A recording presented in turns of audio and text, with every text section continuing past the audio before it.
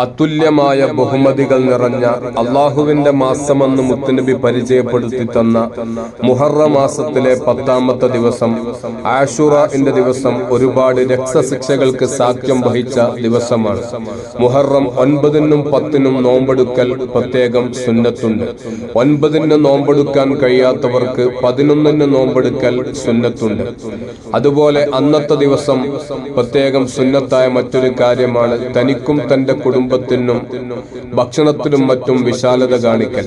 ജാബിർ റളിയല്ലാഹു അൻഹു തങ്ങൾ പറയുന്നുണ്ട്, അങ്ങനെ വിശാലത കാണിക്കുന്ന ആൾക്ക് കൊല്ലം മുഴുവൻ വിശാലത നൽകപ്പെടുമെന്ന് അള്ളാഹുവിന്റെ ഹബീബ് സല്ലല്ലാഹു അലൈഹി വസല്ലമ തങ്ങൾ പറഞ്ഞതായിട്ട്.